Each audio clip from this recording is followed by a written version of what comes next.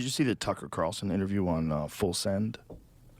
Yes, I saw. I didn't watch the entire thing, but I saw a few clips of it when he's talked about how much he regrets supporting the war in Iraq. That's what you're referring to. Yeah. And I believe him. I think he really means it. I believe him too. Sometimes there's people like John McCain types who go like, or Hillary Clinton, they'll admit, okay, it was a mistake, but then they still support every subsequent war after that, and it doesn't see. Whereas Tucker is like, I'm so ashamed that I supported this. I'll never forgive myself for it, and has opposed every subsequent war after that. And I'm like, okay, I think this guy really believes it. He's different than people want to pretend he is.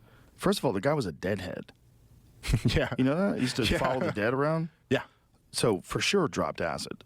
That'd be my guess. I would. How else can you enjoy the music?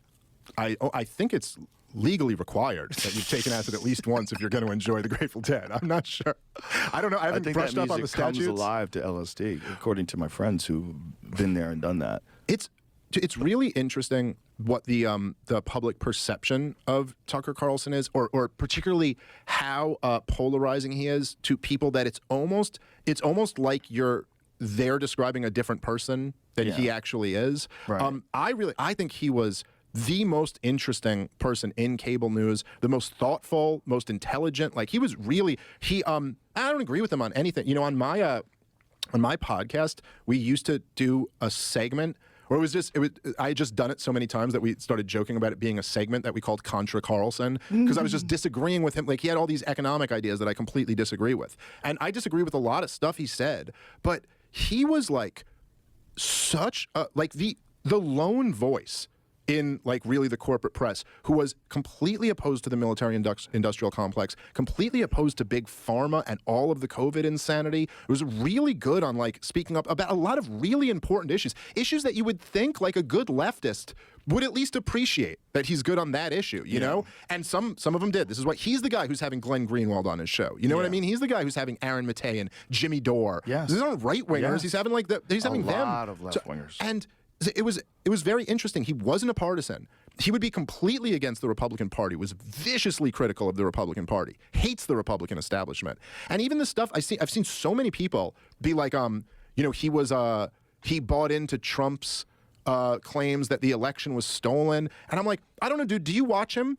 Because I watched his show, and that's actually not true. He was the guy, he took a lot of heat from this from right-wingers, that immediately following the election of 2020, he really aggressively called out Trump's lawyers, Rudy Giuliani and Sidney Powell, I think was the other one, because they were making claims about the Dominion voting machines, that they flipped millions of votes.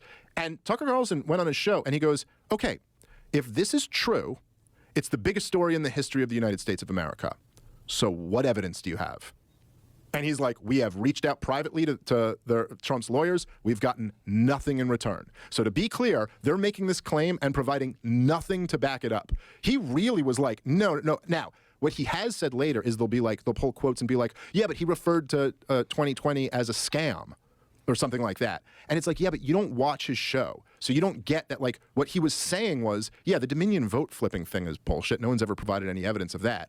But the fact that big tech and the intelligence agencies worked together to undermine the Hunter Biden story to get Joe Biden across the finish line is bullshit. Like that's, you know what I mean? And that's a scam. And that's a completely reasonable position to take.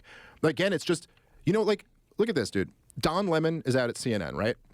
I promise you, whoever replaces Don Lemon has the same exact views as Don Lemon and the same exact views of everybody else at CNN. And that's not true for Tucker Carlson. Right. Like, there was a guy out there who like would disagree with the rest of the people at his network. Yeah. Disagree with both political parties. He's really designed for the internet. I hope he goes there. He's going to, unless they've paid him off to if I was a person in a position of power and a wild card like Tucker Carlson got released from Fox News and maybe Rumble makes a deal with him or something like that. Do you have any fucking idea how big that would be? How big his show, it could make that app, it could make that platform. I mean, if Tucker Carlson goes over there, it would be worth it for them to invest a considerable amount of money. But if I was Fox News, that's the last thing I would want. So I would make sure that we have him locked up for the entire term of some contract, some no compete, and pay him off. You'd be better off just giving him the same amount of money he made when he was on the air. Well, and I wonder him opposing you. I wonder what he's already under contract for. You know what I mean? Like there may already be some clause in his contract that says, you know, if we leave, there's X amount of time. I don't know. They're fucking Fox News, man. They're smart. Yeah. They're not stupid. Although it was very shocking seeing him leave. Yes, I was surprised. Although in hindsight, one of those things where like I was surprised right away, and then like 2 days later, I'm like, how was he ever even there? Like this guy was on the 8 p.m. hour at Fox News saying the CIA killed Kennedy? Like how was that ever a real thing? You know, right. like say that. It's insane. He was like, but what's crazy to me is that like so many progressives have like.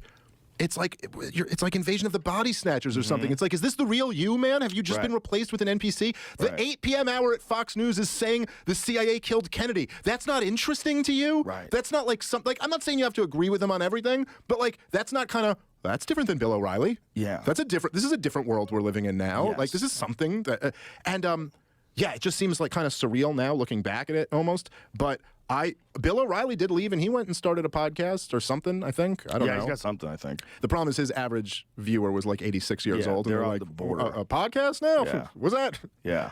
Getting them to download an app. Good luck. Like, you're like, I'm going to have to call my grandson. Where is it? How does it work? I need to be angry. This is just talking to like my like in-laws about like scanning a document or something like that. Yeah. I know, let alone telling them how to download an app and listen to a podcast. Right. I don't know. Try to talk your mom through one of those things. Yeah. But but it is. I do think it's very interesting. I'm very interested to see what his next move is. It's got to be the internet. It'd be crazy to do anything other. Well, there's nothing else. I mean, he's not going to CNN. He's not going back to CNN or back to MSNBC. By the way, he used to be on both of those networks. I know. But he got a lot better since he was on those networks, and they got a lot worse. Yeah, it was a different time when he was on those networks. I mean, there was a video that was just released. Who's he interviewing? Is he interviewing Britney Spears, I think? Like from 20 years ago. It's like you're watching this young Tucker Carlson with a bow tie on CNN. You're like, wow. This is kind of crazy. I think him and Rachel Maddow used to like have like a friendly back and forth. Like they'd disagree, but it was like totally friendly when they were both on MSNBC together. Okay, and it was like what it was. You look at it now, you're like, wow, what a different world that those two could even be in the same room together.